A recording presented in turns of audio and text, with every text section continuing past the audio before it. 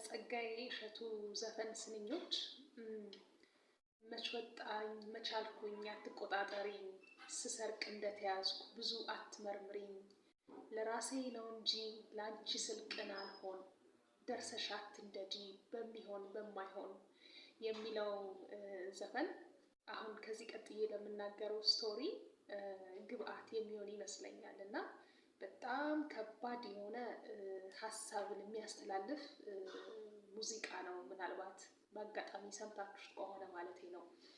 እና ዛሬ በተለይ ላነሳው ከወደድኩት ርዕሰ ጉዳይ ጋር ያ ማለት ሪሌሽንሺፕ ላይ ስላለ የቅናት መንፈስ በጥቂቱ ያስረዳልኛል ብዬ ስላሰብኩኝ ነው። ከቢሮ ተነስቼ ወደ ቤት በሚሄድበት አጋጣሚ በአንድ ወቅት ነው አክቹዋሊ፣ ግን አሁን ከማነሳው ርዕሰ ጉዳይ ጋር እንዳልኳቸው ከሪሌሽንሺፕ ጋር በተመለከተ ከሚያያዙት የቅናት መንፈሶች ጋር ስለሚገናኝ ነው ያነሳሁት። እና እየተጓዝኩኝ ሰሞኑ እንግዲህ በጊዜው በወቅቱ የነበረው ሁኔታ የአውደ ዓመት ጊዜ ነበረ፣ የአውደ ዓመት ሁኔታ ነበረ እና እንግዲህ አብሮን ተቀምጦ የነበረው ተጓዥ ብዙ እቃ በእጆቹ ይዟል። አይ ቲንክ ያው የበዓል እቃዎችን ይመስለኛል የገዛው እና ስልክ ይደወላል፣ ያለማቋረጥ ይደወላል እና አንስቶ የመጀመሪያውን ምላሽ ሄሎ አለ። ሄሎ ቆይቼ ልደውልልሽ፣ ቆይ አንዴ ቆይቼ ልደውልልሽ ይላል። ሆኖም ከዛኛው ጥግ የደወለለት ሰው ቆይቶ እንዲያወራ የፈቀደለትም አልመሰለኝም እና ተደጋግሞ ስልኩ ይጠራል። አነሳው፣ በጣም በምሬት አነሳው። በጩኸት ነው የተናገረው እና ቅድም እደውልልሻለሁ ብዬሽ ነበር፣ አሁንም አይመቸኝም ያለሁበት ሁኔታ፣ እዚህ መልሼ ልደውልልሽ፣ ታክሲ ውስጥ ነኝ፣ እቃ ይዣለሁ፣ ልወርድ ነው ቢልም ሁኔታው ብቻ የማያስችል ነገር ነው የሆነበት። ጉዳዩ በዚህ አላለቀም። ወደ ጭቅጭቅ እና ወደ ጩኸት ስላመራ ታክሲ ውስጥ የተሳፈርነው ሰዎች በሙሉ ዞረን ለማየት ተገደድን ማለት ነው ይህንን ሰው እና አትጩሂብኝ የሚል ድምፅ ተደጋግሞ ይወጣል ከዚህ ሰው። ቅድምም እደውልልሻለሁ ብዬሽ ነበር፣ ስላልተመቸኝ ነው፣ እቃ ይዣለሁኝ፣ አሁን ራሱ አቀማመጤ አልተመቸኝም፣ ትንሽ ቆይቼ ብደውልልሽ ምን አለበት? ምን አይነት ንግግር ነው የምትናገሪው? በጣም ይጮሃል ሰውየው፣ ከመጠን በላይ ነው የሚጮኸው። ተረጋግቶ ለማውራት ቢሞክርም ከዛኛው ከሚያናግረው ሰው የሚመጣው የመልስ ምት የሚያስጮህ አይነት ሆነበት ይመስለኛል። በጣም እየጮኸ ነው የሚናገረው እና ታክሲ ውስጥ የነበርነው ሰዎች ያው ሳንፈልግ ለመስማት ተገደድን ማለት ነው ያለበትን ሁኔታ እና ነገሩ በዚህ ሁኔታ እያለ ሁላችንም ያው መዳረሻችን ላይ ስለደረስን ከታክሲ ከመውረዳችን በፊት ያው ሰውየው በተቻለ መጠን ነገሩን ለማረጋጋት እና ቆይቼ አወራለሁ በሚል ሁኔታ ስልኩ ተዘጋ ማለት ነው። እንደምንም አግባብቶ በኋላ ትንሽ ከተጓዝን በኋላ ያው ደረስን፣ መዳረሻችን ጋር ወረድን ሁላችንም። ግን ከወረድን በኋላ አንድ 2 ወይ 3 ደቂቃ በኋላ ማለት ነው በጣም ከበድ ያለ ነገር፣ ጩኸትና የእቃ መውደቅ ነገር ሰማሁ ማለት ነው። እሱን ሰምቼ ዞር ስል ይሄ ሰውዬ ነው እቃውን በእጆቹ ይዞ የነበረውን ይሄ ለአውደ ዓመት ገዛዝቶት የነበረውን እቃውን በሙሉ ሜዳ ላይ ጥሎታል። ስልኩን ይዞ ይጮሃል። ልክ በአካል ያለ ሰው የሚያወራ ነው የሚመስለው እና እንደውም ካሁን በኋላ በቃ ማለት መባል የሌለባቸው ነገሮች በአደባባይ እያወራ ነው እና እንግዲህ እንደተረዳሁት ከሆነ እንዳልኳችሁ መገለጽ የሌለባቸው ነገሮች ያው ሚዲያ ስለሆነ መገለጽ የለበትም እንጂ በጣም ብዙ የብስጭት ብዙ የተከማቸ ነገር በውስጡ በጣም ብዙ ውስጡ እንዳለ ያስታውቃል ከንግግሩ እና እቃዎቹን ሁሉ ጥሏል።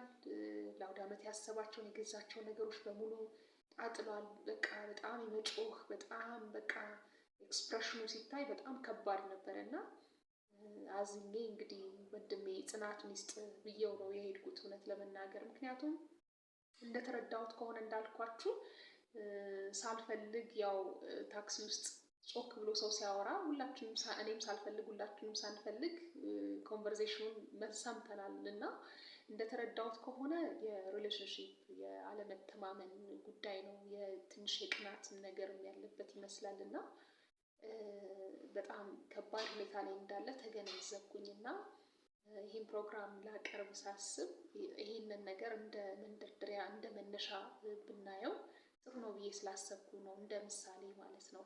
ስለዚህ እንግዲህ ዛሬ በተወሰነ ደረጃ እና በተወሰነ ሁኔታ ስለ ሪሌሽንሺፕ ወይም ግንኙነት ላይ ስላለ የቅናት ሁኔታ፣ የቅናት መንፈስ ጥቂት ነገሮችን ብንነጋገር በጣም ጠቃሚ ነገር ነው ብዬ አስባለሁኝ። ገነት እባላለሁኝ። በሙያ ሶሻል ሳይኮሎጂስት ነኝ። እስከ መጨረሻው ድረስ ተከታተሉት። በተለይ እንዲህ አይነቱን ስሜት እያስተናገዳችሁ ላላችሁ ሰዎች ከአጋሮቻችሁ ጋር በጣም ከፍተኛ የሆነ ችግር ሊፈጥርባችሁ ስለሚችል በደንብ ብታዩት ብትመለከቱት ጥሩ ነው ብዬ አስባለሁኝ። መልካም ጊዜ ሁላችሁ። ሰብስክራይብ ማድረግ አትርሱ። መልካም ጊዜ።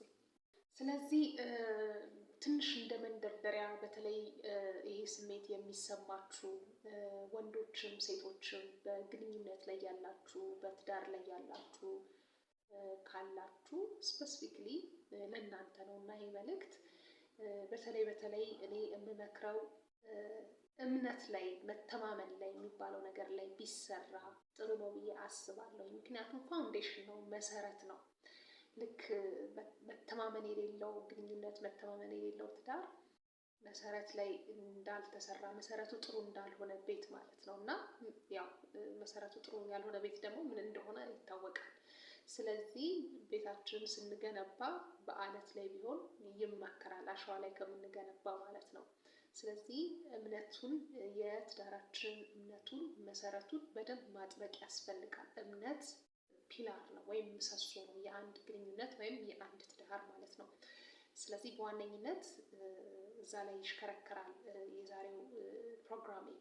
እንደገና ሌሎች የምጠቃቅሳቸው ዋና ዋና የሚባሉ ጉዳዮች አሉ። አብራችሁን ቆዩ። ስለ እምነት፣ ስለ መተማመን፣ ስለ ትረስት ስናወራ እምነት ይገነባል። በሂደት ነው የሚገነባው፣ በፕሮሰስ ነው የሚገነባው እንጂ ከሰው አይደለም የሚጠየቀው። መጀመሪያ ራሳችን ታማኞች፣ ራሳችን ሪስፖንሲቢሊቲ የሚሰማን ሰዎች ሆነን መገኘት ይኖርብናል። ከሌሎቹም ደግሞ ከመጠየቃችን በፊት ያለን እምነት ማለት ነው።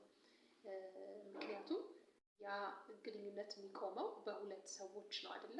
በወንዱና በሴቷ በባልና በሚስቱ መካከል ማለት ነው። ስለዚህ እምነትን ከመጠየቃችን በፊት ራሳችንን ለዛ ነገር ብቁ አድርገን እናዘጋጅ፣ ራሳችን ታማኞች እንሁን።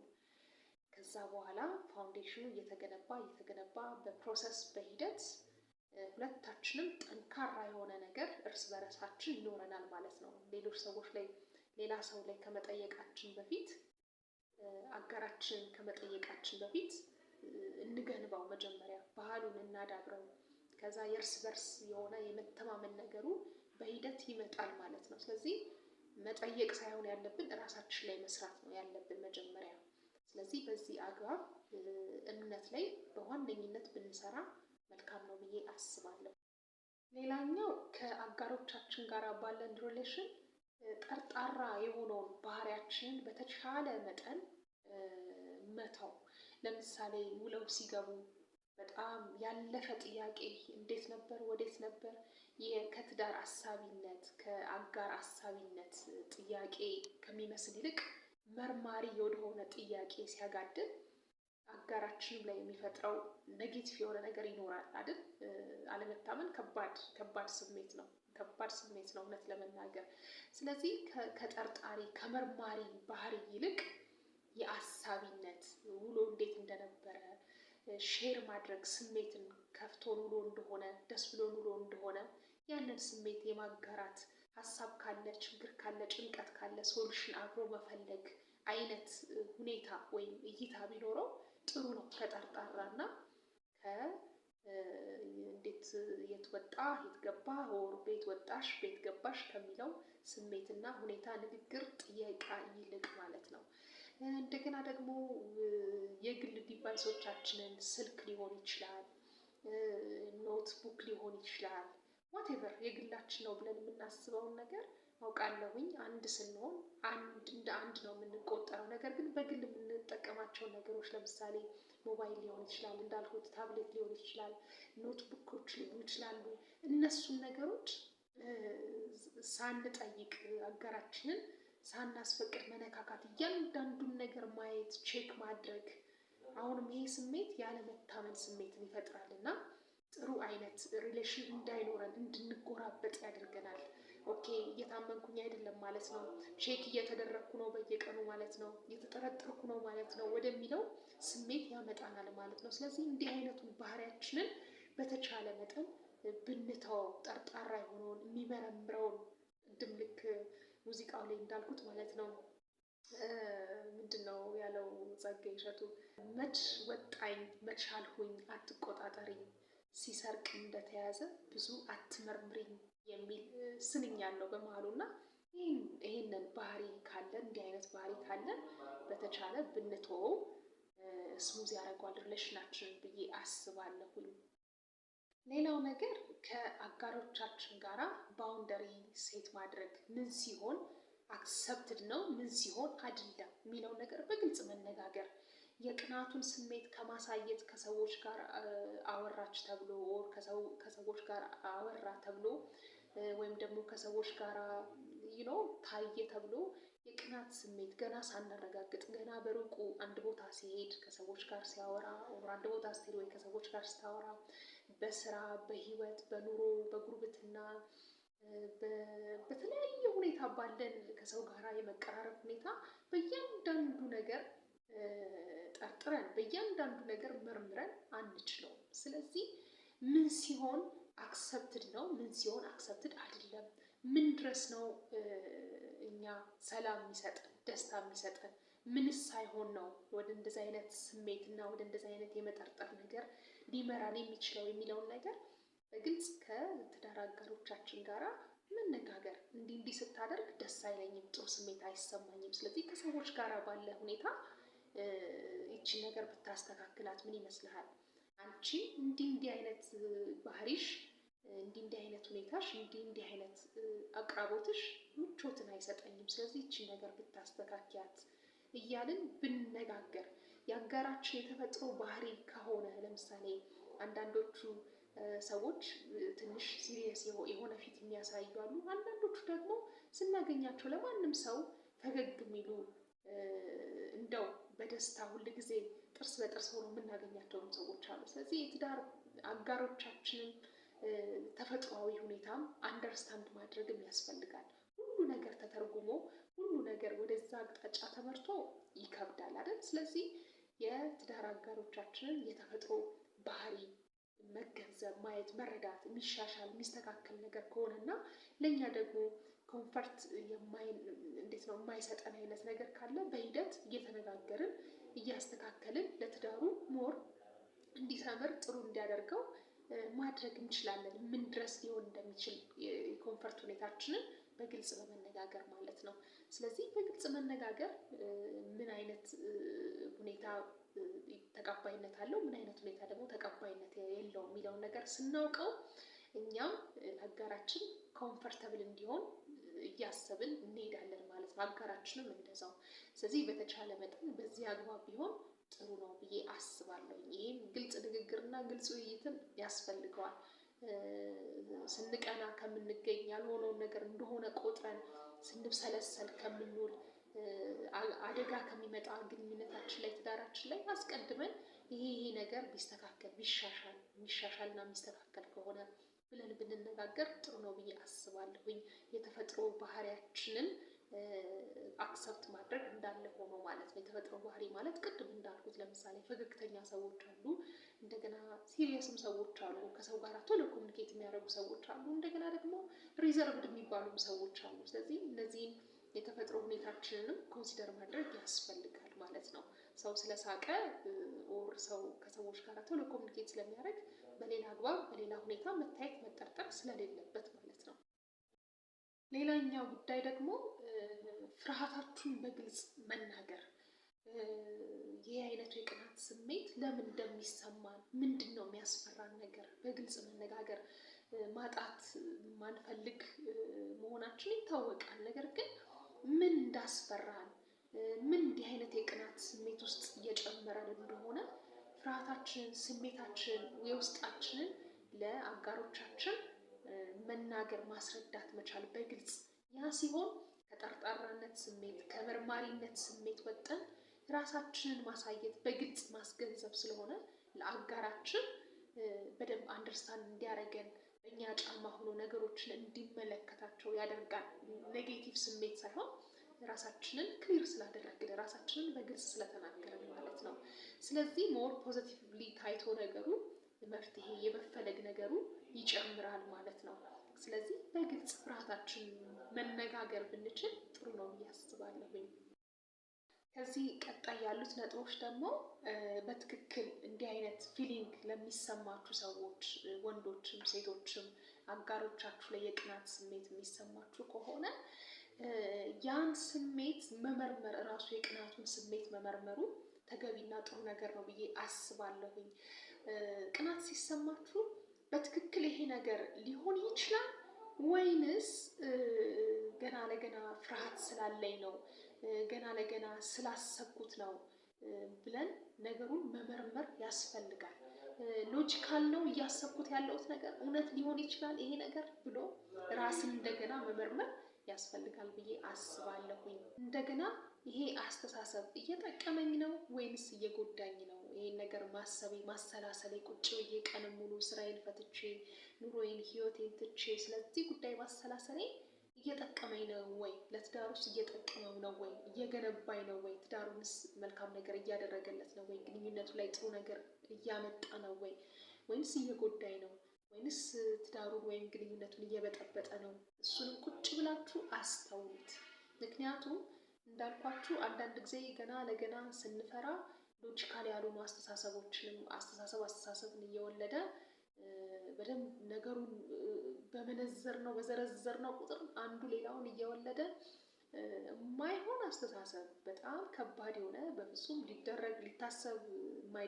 ሊደረግ ቀርቶ ሊታሰብ የማይችሉ ነገሮችም ጭንቅላታችን ሊያመጣ ይችላል። ስለዚህ ሎጂካል ነው አይደለም፣ እያሰብኩት ያለሁት ነገር ተገቢ አስተሳሰብ ነው፣ ሊሆን የሚችል አስተሳሰብ ነው ወይስ ከፍርሃት የመነጨ ነው ወይስ ለማጣት ካለመፈለግ የሚመነጭ ሀሳብ ነው የሚለውን ነገር እራሳችሁ ሀሳቡ ሲመጣባችሁ እራሳችሁ ገምግሙት፣ መርምሩት። ምክንያቱም የአጋሮቻችሁን ባህሪ የአጋሮቻችሁን ሁኔታ ከእናንተ በላይ ጠንቅቆ የሚያውቅ ሰው የለም አይደል? ስለዚህ በደንብ መርምሩት። የመጣባችሁ ሁል ጊዜ አስተሳሰብ ሲመጣባችሁ በጭንቅላታችሁ እንዲህ አይነት ጠርጣሪ እንዲህ አይነት የቅናት መንፈስ በጭንቅላታችሁ ሲመጣ መልሳችሁ መርምሩት። ትክክል ነው እያሰብኩኝ ያለሁት? በእውነት ሊሆን ይችላል ይሄ ነገር? ሎጂካል ነው አስተሳሰቤ? ሊደረግ የሚችል ነገር ነው ብላችሁ እራሱን መርምሩት። የዛኔ እራሳችሁ መልሱን ታገኙታላችሁ። ራሳችሁንም ከመበጥበጥ አጋራችሁንም ከመበጥበጥ ትድናላችሁ ማለት ነው። ሌላኛው ቅናቱ ስሜቱ ሲሰማችሁ የምታደርጓቸው ነገሮች አሉ። ለምሳሌ ቅድም እንዳልኩት ስልክ ቼክ ማድረግ፣ መፈተሽ፣ ያጋሮቻችሁን ኖትቡክ መፈተሽ ሊሆን ይችላል፣ ቦርሳ ቼክ ማድረግ ሊሆን ይችላል፣ ሽቶ ማሽተት ሊሆን ይችላል፣ ጠቅላላ ሁኔታቸውን ማየት ሊሆን ይችላል። እነዚህን ነገሮች እንድታደርጉ ይገፋፋችኋል። ስልኩን ወይም ስልኳን ቼክ እንድታደርጉ ሊገፋፋችሁ ይችላል። የአጋሮቻችሁን ስልክ ቼክ እንድታረጉ ሊገፋፋችሁ ይችላል። የአጋሮቻችሁን ቦርሳ ቼክ እንድታረጉ፣ የአጋሮቻችሁን ልብስ ጠረን ቼክ እንድታረጉ እንድታሸቱ ሊያደርጋችሁ ይችላል። የአጋሮቻችሁን ኖትቡክ እንድታዩ ሊያደርጋችሁ ይችላል። እንድትከታተሏቸው በጣም ሲጠነክር ነገሩ ደግሞ ክትትልም እንድታደርጉ ሰውም እንድትመድቡ ሊያሳስባችሁ ይችላል። ነገር ግን ያ የቅናት ስሜት ሲመጣባችሁ ያንን አሁን የምታስቧቸውን ነገሮች ሊያስደርጋችሁ የሚፈልገው ነገር አለማድረግ ማለት ምን ማለት ነው? ስልካቸውን ቼክ ማድረግ እንዲህ ብሎ ጭንቅላታችሁ ሲያስብ አለማድረግ፣ ያንን ስልካቸውን ቼክ አለማድረግ።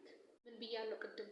ምሰሶ እምነት ነው ብያለሁ አይደል? እምነት ከሆነ የትዳራችሁ ምሰሶ ያን ስልክ ቼክ ማድረጉ ትዳሩን ሴቭ አያደርገውም። በነገራችን ላይ እምነትና እምነት ብቻ ነው ሴቭ ሊያደርገው የሚችለው። ወንዷም ሴቷም ወንዷን ተቆጣጥሮት ተከታትሎት በየቀኑ የሆነውን መግቢያውን መውጫውን ውሎውን ስራውን ተከታትሎት አይሆንም፣ አይሳካም። ስለዚህ እምነት ላይ እስከሆነ ድረስ ትዳራችሁ እናንተም እንደዛ ብላችሁ ካሰባችሁ ይሄ ፈትሹ መርምሩ የሚላችሁን ስሜት ማቆም መያዝ በውስጣችሁ ሊሰማችሁ ይችላል። ስልክ እንድትፈትሹ፣ ቦርሳ እንድትፈትሹ፣ ልብስ እንድትፈትሹ፣ እንድታሸቱ ሊገፋፋችሁ ይችላል። ግን ኖ ማለት አለማድረግ የሚላችሁን ነገር አለመፈተሽ፣ ስልክም ቼክም አለማድረግ፣ ቦርሳም አለማየት፣ ልብስም አለማሽተት ኖ ብላችሁ ማቆም። ቢካዝ ቅድምም ብያለሁ፣ መርምሩት፣ የሚመጣባችሁን ሀሳብ መርምሩት ብያለሁ። መርምራችሁት ከዛ በኋላ ኔክስት ስቴፕ ደግሞ አድርጉ የሚላችሁ ነገር ማቆም ነው። መመርመር እና ማቆም የሚመጣባችሁን ሀሳብ ማለት ነው። እዛው ራሳችሁ ጋር እንዲቀር ማድረግ። ያ ሲሆን እየተቆጣጠራችሁ ትመጣላችሁ ማለት ነው። ሌላኛው ብዙ ጊዜ የሚባሉ አባባሎች አሉ። ያስቀናኛል ኦር ታስቀናኛለች የሚባል ነገር አለ። ጉዳዩን ወደ አጋሮቻችን ከመውሰዳችን በፊት የራሳችንን የስሜት ትክክለኝነት ቅድም እንዳልኩት መርምሮ ማረጋገጥ ያስፈልጋል። ገብቷችኋል? በደንብ መርምሮ አስቦ ትክክለኛ ስሜት እየተሰማኝ አይደለም ወደሚለው እና ወደ ራሳችን ሀሳቡን ስሜቱን ወደ ራሳችን መውሰድ ይገባል እንጂ እያስቀናች ነው ኦር እያስቀናኝ ነው የሚለውን ሀሳብ ኮምፕሊትሊ ጉዳዩን ወደ አጋሮቻችን መደፍደፍ ነው፣ እነሱ ላይ ማድረግ ነው፣ እነሱን ሪስፖንስብል ማድረግ ነው። ስለዚህ ማለት ያለብን ያ የቅናት ስሜት ሲሰማን ጥሩ ስሜት እየተሰማኝ አይደለም። ስለዚህ ሀሳቤን ስሜቴን ልመርምረው፣ ትክክለኛ ነገር እንዳላደርግ የሚገፋፋኝን ነገር ታው አይሆንም ብዬ ላግደው። እንደዛ ነው ማለት ያለብን እንጂ ራሳችንን አስበን የቅናቱ መንፈስ ተሰምቶ እንደገና አጋሮቻችንን ብሌም አድርገን እያስቀናኝ ነው ኦር እያስቀናችኝ ነው ብለን አያዋጣም መንገዱ። ስለዚህ ጥሩ ስሜት እየተሰማኝ አይደለም፣ ጥሩ ፊሊንግ ጥሩ ነገር ውስጤን እያሰበ አይደለም። ስለዚህ ሀሳቤን ልመርምር። ስለዚህ ቁጭ ብዬ ምን እያሰብኩ እንደሆነ ልየው፣ ልሞግተው፣ ሎጂካል ነው ወይ ትክክለኛ ነው ወይ ልበል እንጂ አጋሮቻችን ላይ መደፍደፍ የለብንም ማለት ነው። እኛው ቀንተን እኛው ደግሞ አስቀኑን ብለን እንዴት ይሆናል? ስለዚህ ይህንን ነገር ኮንሲደር ብታደርጉት ደስ ይለኛል። ሌላው የቅናት ስሜት የቅናት መንፈስ ሊመጣ የሚችለው ራስን ዝቅ ከማድረግ ለራስ ያለን ዋጋ ከማሳነስ ነው። ስለዚህ ራሳችን ላይ መስራት፣ ራሳችን ላይ በሙያ ሊሆን ይችላል፣ በፐርሰናሊቲ ሊሆን ይችላል፣ ራሳችን ላይ የሚያሳድገንን የሚያጎለብተንን ነገር በአስተሳሰብ ሊሆን ይችላል፣ በገቢ ሊሆን ይችላል፣ በስራ ሊሆን ይችላል፣ በትምህርት ሊሆን ይችላል። ራሳችንን የማሳደግ ስራ ራሳችን ላይ መስራት፣ ራሳችንን የሚያስከብረንን ነገር ማድረግ መልካም ነው። ምክንያቱም አንዳንድ ጊዜ ራሳችንን አሳንሰን ስናይ እንደዛ አይነት ስሜት የመሰማት ነገሩ ከፍ ያለ ነውና፣ ስለዚህ ወደ ራሳችን ዞረን ምንድነው የሚጎድለን፣ ምንድነው ጋፕ ያለኝ ነገር፣ ስለዚህ ምን ላይ ልስራ ብለን ራሳችን ዞር ብለን አይተን ራሳችን ላይ መስራቱ ጥሩ ስሜት እንዲሰማን ያደርጋል። ስለዚህ ይህንንም ነገር ብታዩት ብትመለከቱት ጥሩ ነው ብዬ አስባለሁኝ።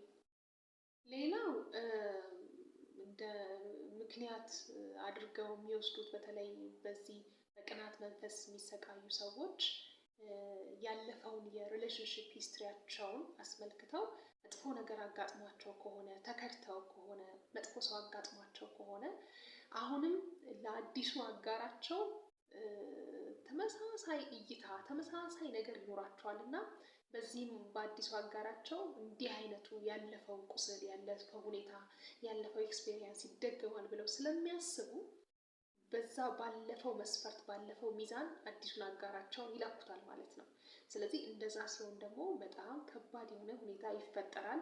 ግንኙነታቸውን፣ ትዳራቸውን ያበላሽባቸዋል ማለት ነው። ስለዚህ ሰዎችን እንደየራሳቸው መለካት ተገቢነት አለው። ያለፈ ነገር የተረሳን ነገርን እያመጡ እንደገና ወደዚህ ወደ አዲሱ ህይወት ማምጣት፣ የአዲሱ ህይወት መለኪያ ማድረግ እሱ በራሱ ቤትን የሚያፈርስ ነገር ነው እና ያለፈው አልፏል። ብንችል በጣም የሚያሳስበን የሚያስጨንቀን ሁኔታ ውስጥ ከገባና ከቁጥጥራችን ውጪ ከሆነና ለአሁኑ ቅናታችን መንስኤ የሚሆን ከሆነ ባለሙያ ማማከር ተገቢ ነው ብዬ አስባለሁኝ። እንደገና በየሃይማኖታችን ጸሎትን ማድረግም በጣም ይጠቅማል ብዬ አስባለሁኝ። ሌላኛው የቅናት መንፈስ የቅናት ስሜት ያላቸው ሰዎች ማድረግ አለባቸው ብዬ የማስበው ነገር ምንድን ነው? ትክክለኛ የሆነውን እንዲቀኑ የሚያደርጋቸውን ሁኔታ ማሰብ፣ ማሰላሰል፣ ትክክለኛ የሆነውን ምክንያት ማወቅ መቻል ነው።